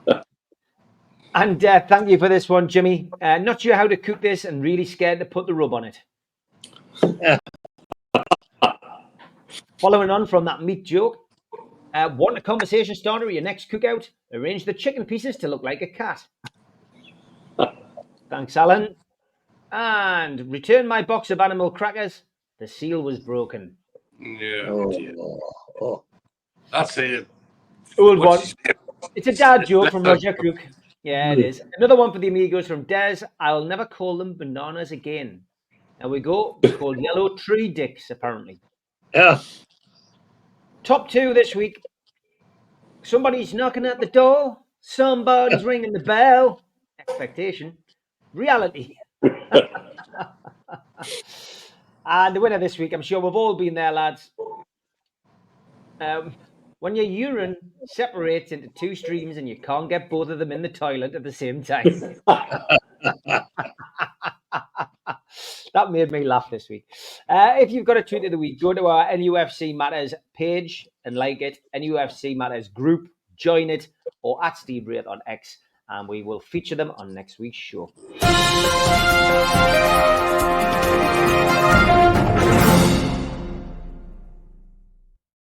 Well, let's talk football. George, you missed the fans forum, and normally I can't talk to you about this, but with you missing the fans forum, I can ask you what you thought of the Arsenal game. Well, it was fantastic, wasn't it? I mean, there were so many positives about it. It was, first of all, the right Newcastle United turned up. You know, we've got the team we're love, we've come to love, and they played the way we wanted them to play. And all of the after things like Arteta's stupid statement, which really must have, I can't imagine Eddie Howe not loving that when he said they made us play the way they wanted us to play, which I thought for a professional manager is an admission of failure if ever you heard it. And to come from him is absolutely delightful. I also want to reiterate where I think I messaged to you lads on the professionals. If that goal had been scored or the cross by anybody other than Gordon, had it been Grealish or Cole Palmer or somebody like that, that has still been that it's still been talking about it on Sky. But because it was little Newcastle United, it hardly got a mention. What was incredible is it's not just the goal, it's the build-up. And I class it as one of the best goals I've seen for a very long time. A Charlong ball, which we're used to, played out to Longstaff, then out to Livramento, then out to Gordon, then back to Livramento, and Gordon hot-footing it down the right wing. And when the ball came to him, before it came to him, anybody that watches football should watch this again. He looks 3 times into the middle before he actually crosses it to see where anybody is. And the minute it came to him, he didn't stop. He crossed it straight away with his right foot. And again, those people that are dying to see Anthony Gordon stuck on the bloody left, the lads play anywhere. And that was a pure demonstration of how he's capable either side. Played the cross without pausing at all, straight over. And I said to John Allen, who was sitting next to me, as soon as he hit that ball, goal. That's what I said. And sure enough, it'd be a long time before we see a better goal than that at St James's Park, I tell you. And then there's all the other things about how well they all played. Various opinions about whose man of the match was. In my humble opinion, it was young Lewis Hall, who will be he and Livramento have the chance to become England's fullbacks for the next 10 years if they play properly, if they play together. There's no doubt about that in my mind. And then other things. I'm sometimes critical of Eddie Hall and some of the things he doesn't do. Eddie Howe. Eddie Howe, sorry, and even some of the things he does do, like substitutions. But I don't know if anybody else watched on Saturday, but from the last 15 minutes of the first half, he deliberately changed the way Pope was playing the ball out. We didn't play out from the back anymore. Pope was deliberately taking long kicks. And he had Gordon on his wing, right on the touchline, and Big Joe on the other side, right on the touchline. I mean, they're really on the whitewash. And when you looked at the field, Arsenal were like an open door up the middle. And with Longstaff filtering through, following up behind Isaac and other midfielders when they got the chance, Arsenal were always going to be vulnerable. And he kept it like that nearly till the end of the match. We hardly ever played out from the back like we have been doing. And I credit Eddie Howe for that. Maybe I've missed something. I've seen too much of it into it. I can't believe that was an accident. And the rest of it, well, Isaac is just the comeback to being the star that we know he is.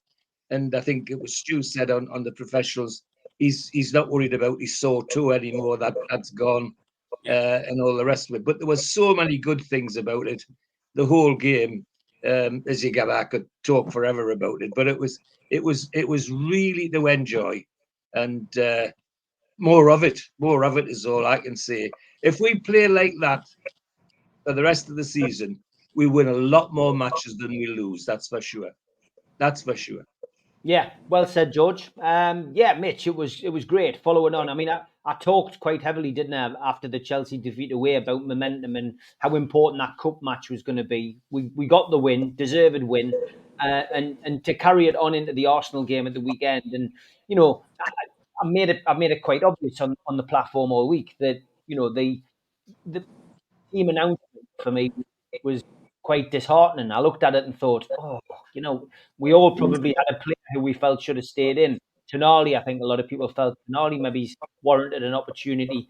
Some people were saying Kelly deserved a chance to play at centre half.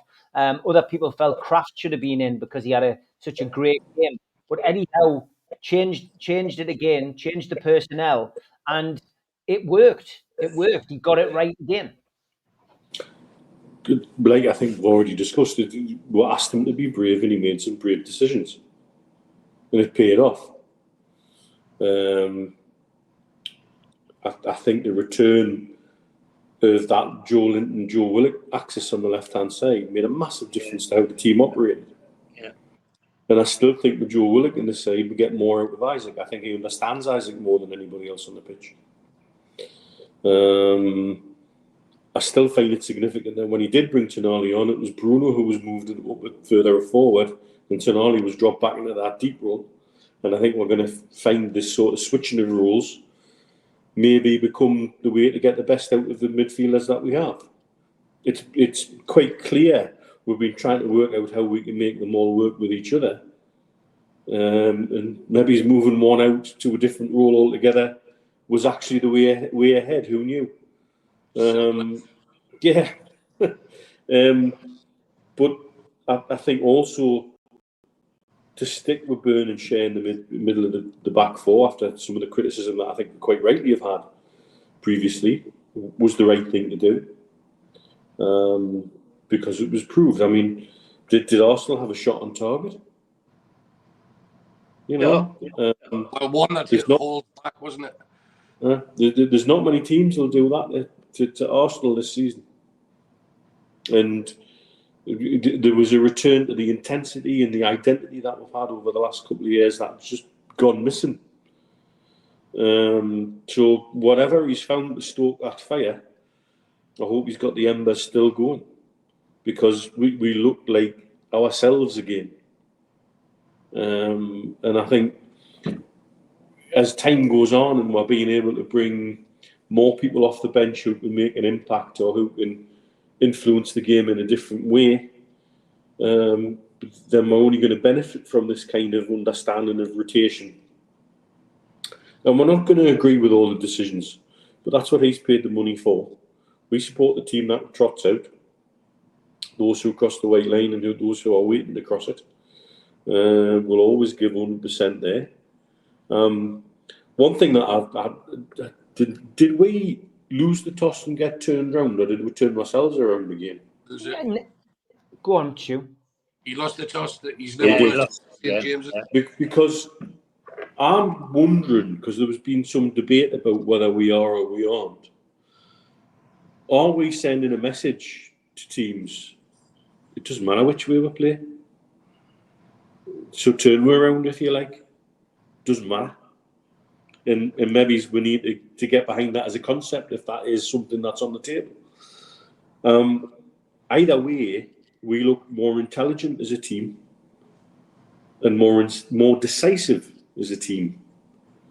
And then to add to that, the performances like what Kelly made, who puts him into contention for starting, like what Kraft made, which puts him into contention for starting, can only bode well, because that means people are pushing each other.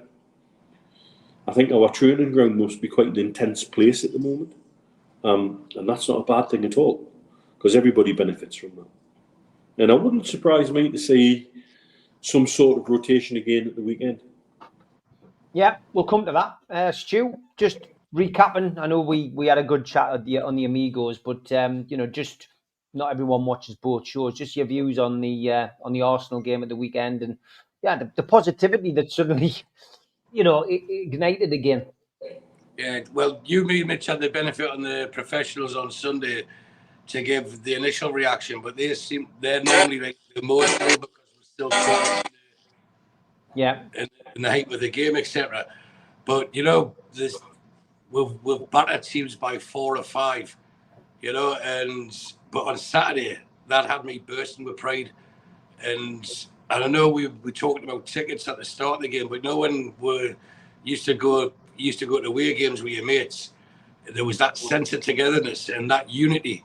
It made it all worthwhile, and that's what the players had. They had that togetherness, they had that worthwhile. And regarding that, everyone knows Newcastle like to kick towards the Gallagher in the second half, as Mitch just talked about there.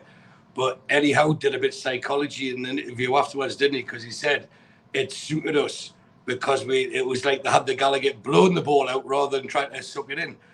And they had the fans, the noise of the fans behind them to keep Arsenal at bay. And when you talk about that cross, George is right, and I know I mentioned on Sunday it was reminiscent of Gillespie's cross for Asprilla against Barcelona. But if you watch what happened afterwards, when everyone went straight to Gordon. Yeah. Every player went straight to Gordon, including Isaac. And then they all congratulated Gordon, but Isaac grabbed him and whispered something in his ear. I'd love to know what he said. And it would have been, do that for me every week. I wish it's got to be something like that. Give me 2 of those a game. But there's something that Mitch touched on there I would like to expand on. And you said it in your opening bit for this, Steve, there was a big groundswell of Tonali should start because he was man of the match on the Wednesday against Chelsea. Kelly was outstanding against Chelsea, and it took a brave call from Eddie Howe to do it. And like I say, thankfully, he knows more than people like us and 99% of the fans that are watching it. But the beauty of it is we've got Kraft deserved a start. Kelly deserves a start. Tonali deserves a start. Barnes is our joint top scorer. So it's not 11 people now. There's 15 because he'll play at least 4 subs every game. So at least 15 people feel involved, and there might be another 3 or 4 hoping to be involved at the weekend. And that's what Mitch referenced there. That's what makes it a bit more intense on the training ground, trying to impress. And the resting of Bruno on Wednesday, I thought was a masterstroke because he came on with a point of proof. I think I used the phrase, someone put a fire up his ass. But he dictated the game on Saturday, and he was disciplined, he was controlled, and he led by example as a captain should. And for me, the only thing that's holding us back now is we've now got 15 people that I don't think anyone could complain if they were starting. It's what goes after that 15. If you look at the rest of the bench, plus the people that are injured, you'll add Wilson to it, makes it 16. You'll add Botman to it, makes it 17. But after that, you're into the Murphys, the Miggies, etc., etc. And that's where it shows. And that's over the course of a season where you'll get the, hang on, our squad's not deep enough. And that's the bit that frustrates us. And I don't want to go into the PSR because we've talked that to death. But that game on Saturday, it didn't just get the belief back in the players, it got the pride back in the fans. And in the way Eddie Howe talked about it, every game's the next game's always a massive game. But if we can go into this international break with 3 points away at the Forest, my God, we'll be a force to reckon with, because there'll be no international games, and I think until February or even March of next year, I think it is. And that's when the teams the above us and around us, they'll have European games in late November. They'll have European games in December that we had. They'll have European games in February. We won't. And this is where we can capitalise. So if we can keep ourselves in the European shout going into that, I think we can come out of it into the top 4. I genuinely do. And it's not me being over positive and banging on a uber positive. I think it's a genuine possibility. As long as they have that intensity, as long as they have that performance, they don't sit back and pat each other on the back and say, won't be great. What should be said to them was, that's what you're capable of. Now, to get where you want to be, replicate it. And I think the biggest masterstroke that Eddie Howe did was in his press conference on Friday, the Friday before. It was the press conference before the Chelsea game, when he was getting asked about Isaac leaving. And people want European football. Well, if people want to play in the Champions League, they've got to prove the Champions League players. And it seemed to get them and think, hang on, yeah, we've got an opportunity here. Do I really want to leave here? Together, we can achieve it again. We've done it before, and the squad's better now than it was 2 years ago. And they've reacted fantastically over the last 2 games. Let's hope Sunday's the same. Mute. Yeah, Steve, thoughts on last weekend's game? Mute. Have a drink, man. It's great. Just before we get to last week's game, just to catch up on something Stewie said there about fixture congestion. Arsenal already have fixture congestion. They've got a game that they can't play at home, simply because they've already made a commitment to play the Ladies' Champions League games at the Emirates, and now they're struggling to find a slot because of all the other fixtures they've got with their own Champions League games and now a League Cup draw. And various other reasons. So it just goes to show it's not just the men's game that can cause those sort of issues as well for fixture congestion, and how the ladies' games can impact the men's game in that respect.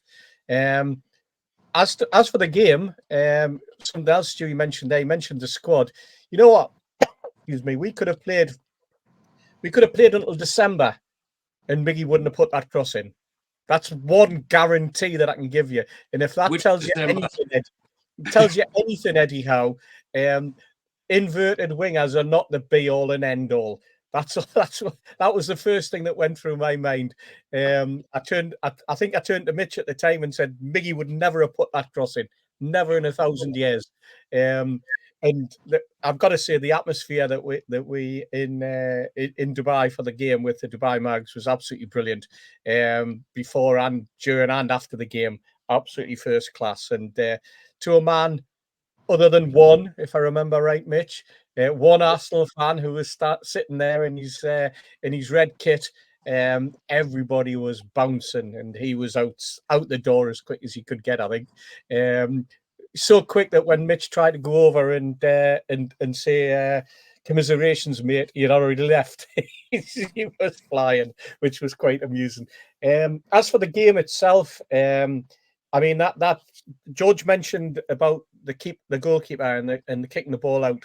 I think the reason they were pinned to the byline, George, is because, let's face it, That's where most of our kicks, or most of Pope's kicks, Yeah. end up in the stand, by the way. So It was more than that, though, Steve. It was more he than had that. those two lads pinned on the white lines, just doing their best to keep the ball in. But when they did keep the ball in, that what they were able to do, because of where it was being pitched, they were able to then play the ball back into our midfield, who were then facing. And so we were picking up the ball and we were going at them. It was going over the top of the Arsenal defenders, if you like, turning them, and then they were having to turn back again. And it's just these little things that you know, split-second decisions. And I've put his shirt up there on the back because, by God, did he have a fantastic game. Bruno was to his absolute best. Probably the best performance I've seen him put in a long stretch. Everything he did, every ball that he picked up, the little tricks, the movement, the mopping up, the little tap passes, the driving us forward.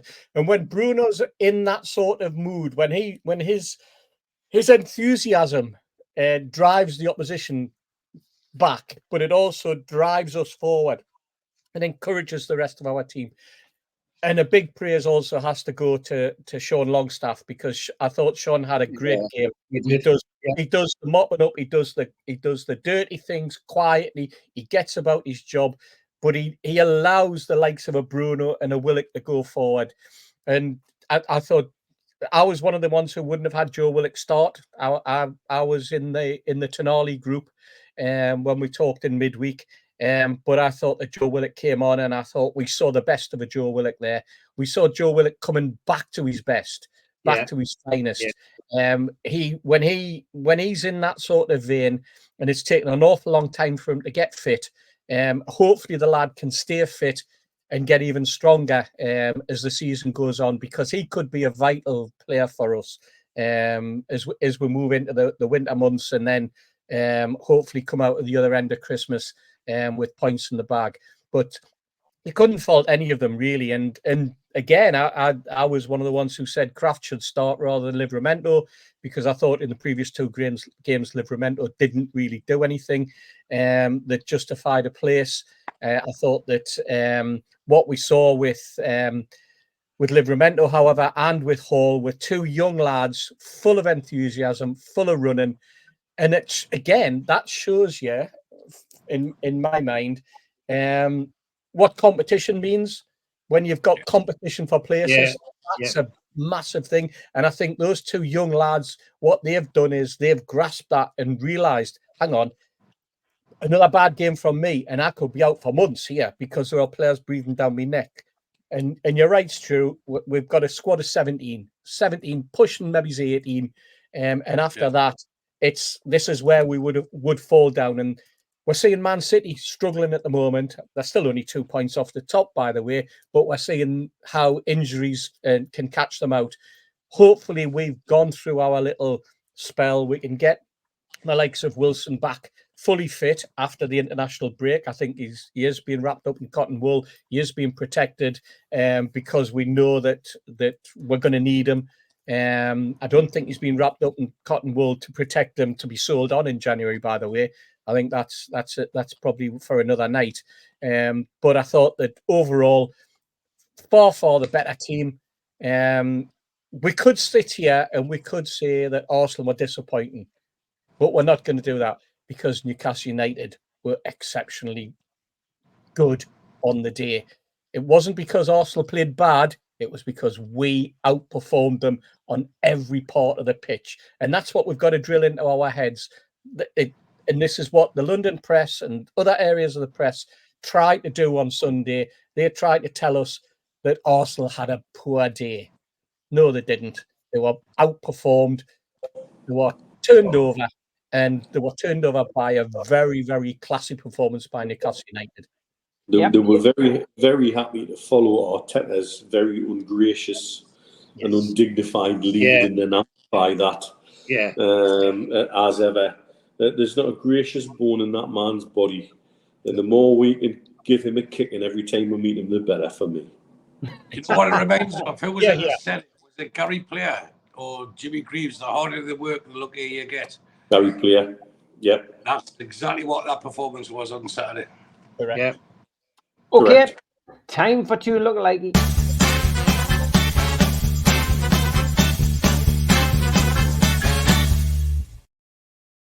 And this one from Neil, one for lookalike, Clement Turpin, French referee, and Trossard from Arsenal. Very Yes. good, that, Neil. Very Wow. good.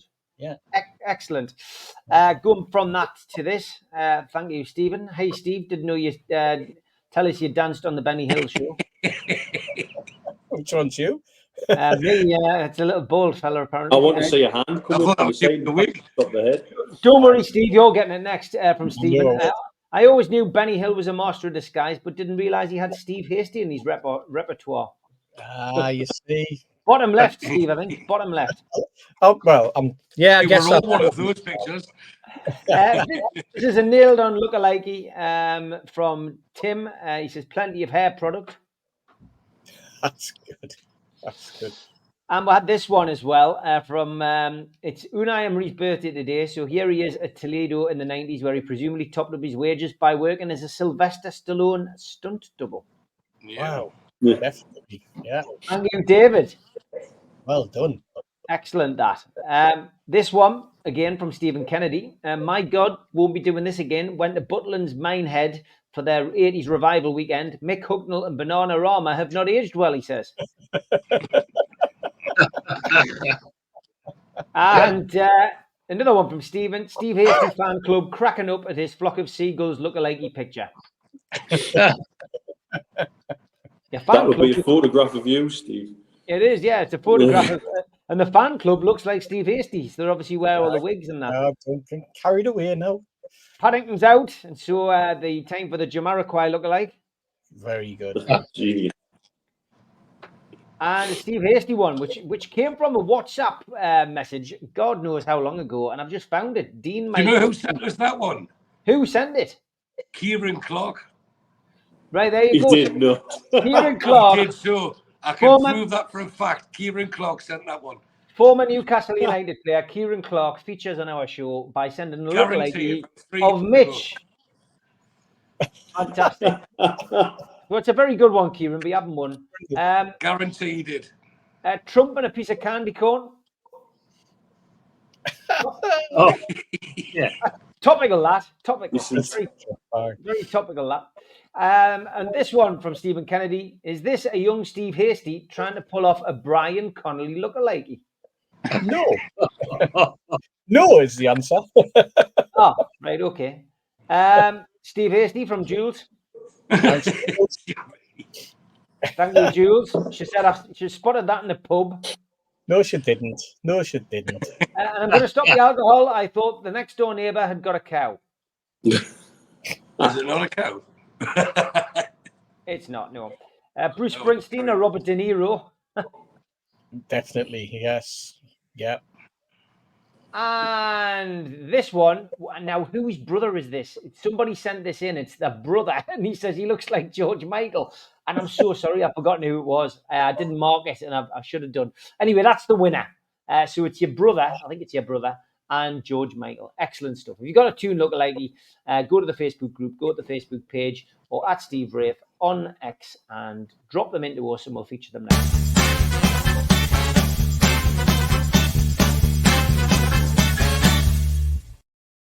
Okay, time to look ahead to the Forest game before we finish. And we haven't got Toon Stato this week because I wasn't sure that we are going to have the time to do this midweek. So we've only got our friend Scotty Mad. Hi folks, Scotty Mad Paul here with another away day guide. This one is for Forest, which will be our second visit to the City Ground in a short space of time after knocking them out of the cup on penalties. I've given it a little revamp. It's coming up.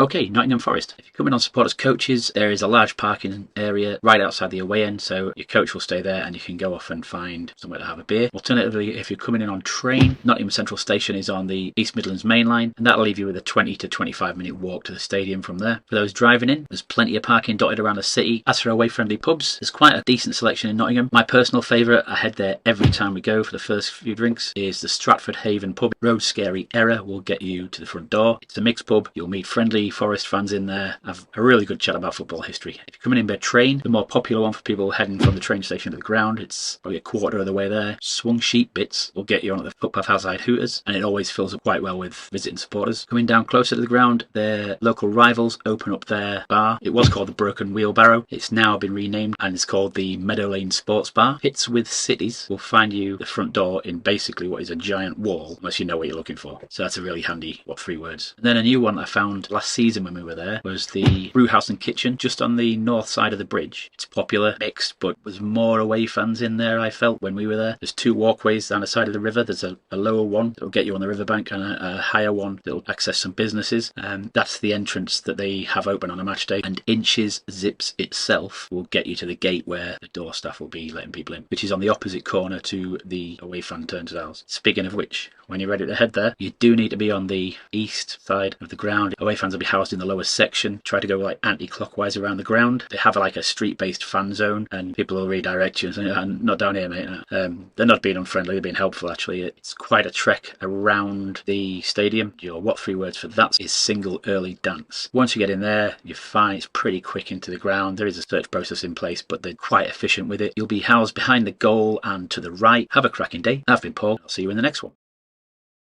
Swung sheep bits. That won it for me this week. What I'll tell you what, I'm disappointed the one for Hooters isn't Geet Big Knockers.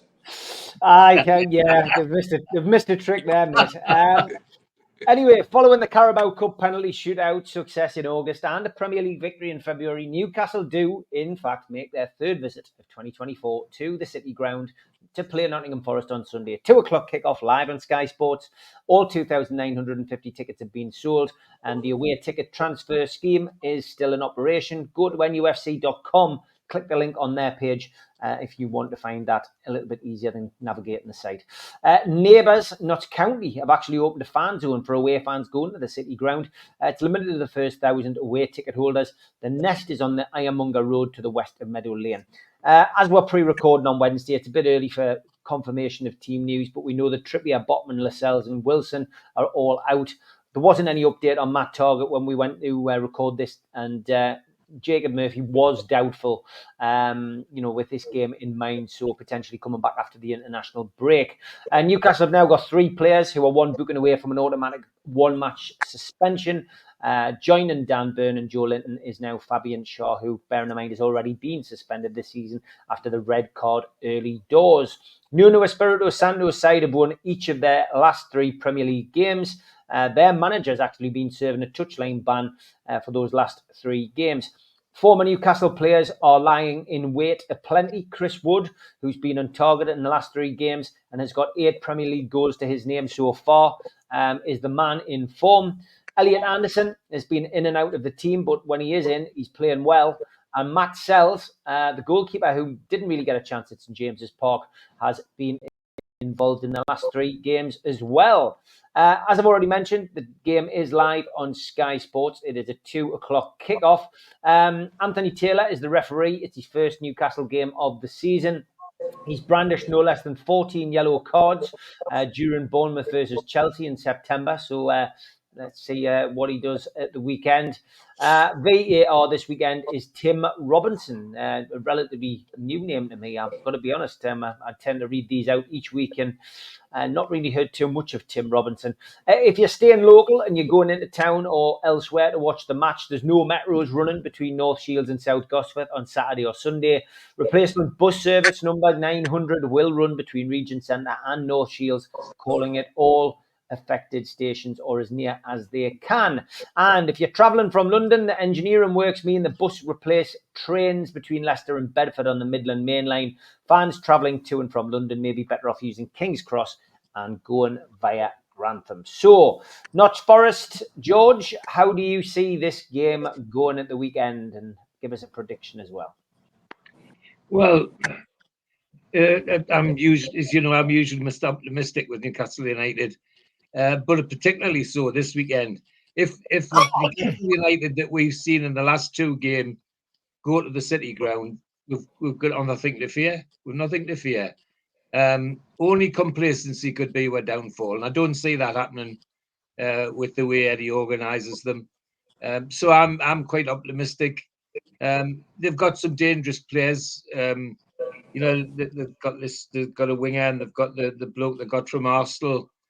And we shouldn't underestimate our ex-player who's been touted for the England call-up this time, Anderson. So, you know, yeah, they've got some dangerous players, and none more dangerous than Chris Wood, who banged a hat-trick in against Switzerland Chambers Park last year. So there's lots to think about. But as I say, if the team that turned up in the last two games for us and they're playing the same way, I think we could get something out of the game, no question about that. And just to add to what the lads were saying, particularly Stu said about and Steve said about Willock, I too think that he is a great backup to support Isaac, because he's got the pace. He really has got the pace that worries people, and he more than once worried Arsenal. He could do the same against Nottingham Forest, because they've got at least one fullback who's not the best in the world. So I think yeah, optimistic. I'm looking forward to the game, to be perfectly honest. Do you want a prediction now, or? Yes, George. Okay, then I'm going for a 2-0 Newcastle United. 2-0. Okay. Mitch, over to you. I think Nuno, the one thing they've got is organisation. I think he's got them very well organised. I think everybody seems to know their roles and executes it very well. Very similar to his purple patch while he was at Wolves. And what seems to happen is once they start introducing players with bigger egos into the mix, that's when he seems to be unable to keep that organisation together, which is a shame. I like the cut of his jib. He's got a feel-good factor going on in and around Nottingham Forest at the minute. I don't know if you've seen the bit with him working with the disabled fans and doing the sign language and his commitment to that. Really good stuff. You know, what football clubs should be doing with their communities. And to see the manager that deeply involved is really significant. And I think that probably is representative of what he's got going on in Nottingham Forest and why they're doing so well this season. I think you've got to be honest though, and look at them with a squad like that. You have to wonder, they're eventually going to hit a wall. They're eventually going to hit something where things go south and they don't have the answers anymore.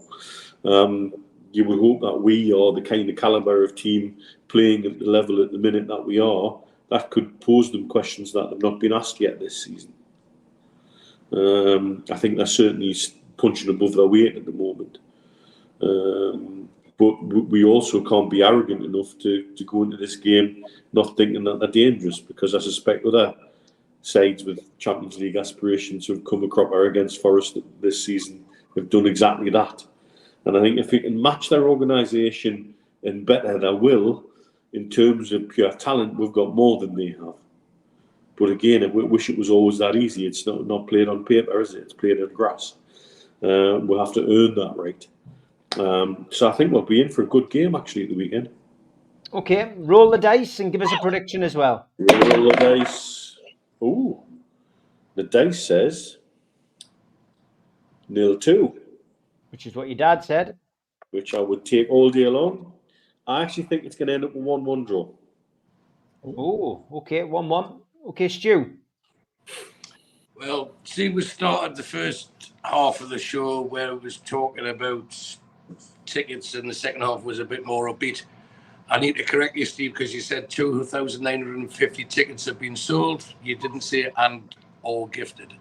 So anyway, we'll move, move on. Last year, not the same fixture, but the same team. I watched it with Mr. Hasty and we got beat. This year I'll be watching it with Dr. Neil. So I'm hoping for a different outcome. Although the end result will be alcohol-fueled memory loss. But anyway, that's another story. But there's a couple of words. There's bullish, overconfident. But then you've got to think which team.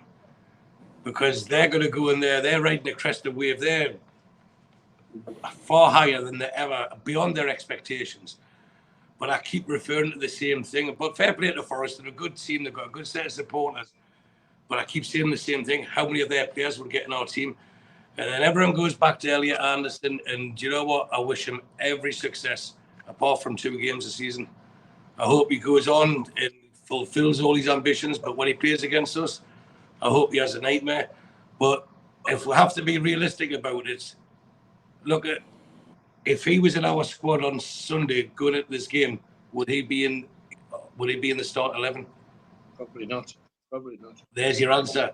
So that means our team, our squad's better than theirs if it's played on paper, which it's not. So then it comes down to the 2 things I keep referring to, pitch and attitude. And I think now we've got the right attitude, and we've talked about it for the last half hour or so. If you're on that team, you're going to do everything you can to stay in that team, because you know, whether it's a Kraft, whether it's I don't know, Tenali, whoever, Kelly, there's someone that's going to take your place. And there's, I know I said on Sunday, there's only 2 people in that team that's guaranteed a starting place, and that's Pope and Isaac at the moment. And everyone else can be chopped and changed. And for me, that sets us apart, because, again, I think our levels, well, I believe I know our levels are better than Forest's. And if we're both going with the same attitude, then it comes down to who's got the best team. And we've proven very successfully over the last few visits there that we've got their number on their pitch. So I know it's a bit controversial or brutally honest about Elliot Anderson, and my opinion will probably change if he decides to play for Scotland, and I'll tell you he is the Jock Maradona. But until then, I hope he has a mare on Sunday, and I think we'll win. And I've already had my 3-1 bet, obviously, but I'm with George. I think we'll win 2-0. And there's one thing I wanted to say, and it is actually clean. I had a dream last night that I can talk about. So on this platform, and I swear to you, I woke up this morning, I was so happy, and it was Jamal Lascelles, who also played for both teams, holding a cup, and I can't remember which cup, but aloft at Wembley. And he had the armband strapped around his big bicep and everything else, and he was roaring as he lifted the trophy. Now, I know we're not playing for a trophy on Sunday, but for me, this is Lascelles' last season for Newcastle. So I hope my dream comes true, and he gets the chance to win it, because he's been through some bad times with us. But instead of me talking about my dreams, I'll give you the 2-0, but also the 3-1. But Newcastle will win. Okay, Steve. Sitting 3rd in the league, Forest. 3 wins. That's what 3 wins in a row gets you. And the confidence must be absolutely sky high. No question about that. The game on Sunday was an interesting one, because they went up against a West Ham who decided that they had to play 3 central defenders against Chris Wood. He scored when nobody was marking him, and then they've got a central defender sent off, and that was it. I mean, West Ham just fell to bits after that. When Forest got the second goal, they seemed content. And I think that's what happens. You know, I think that they're riding a little bit of luck.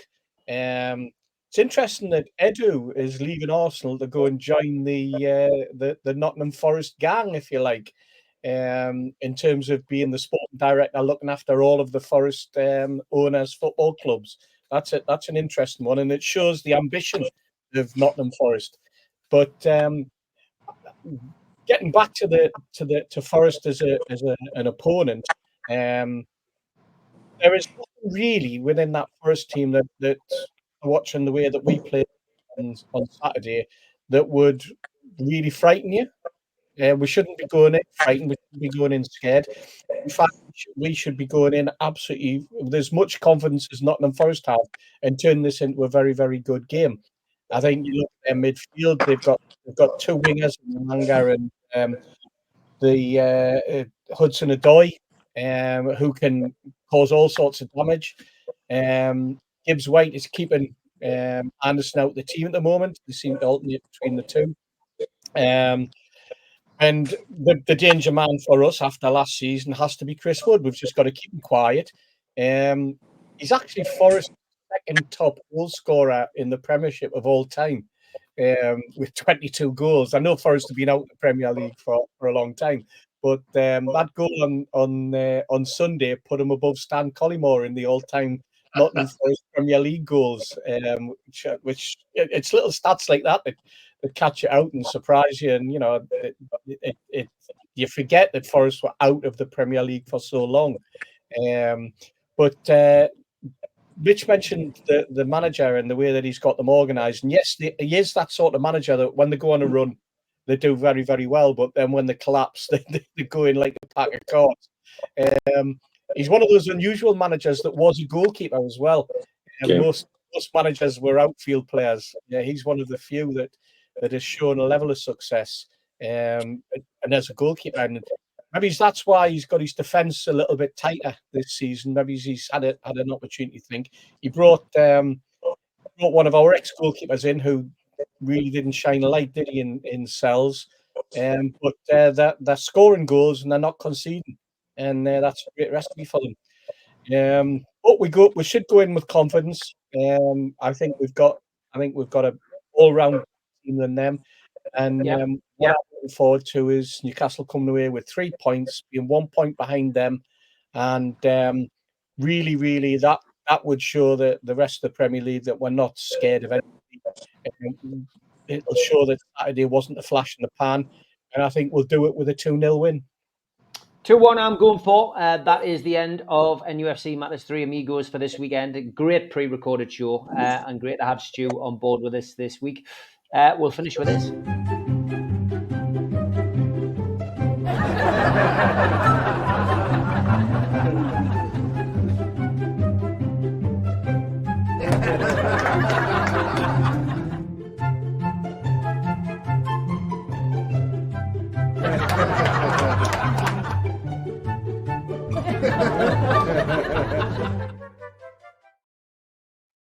We're just looking at my ceiling. Not sure if it's the best ceiling in the world, but it's definitely up there, says Elliot. Yeah. I like that. Very good. Great stuff. Have a great weekend. Enjoy the game, everybody. And I will be back live on Monday with the Fans Forum. Take care, lads. Good weekend, lads. Good to see you.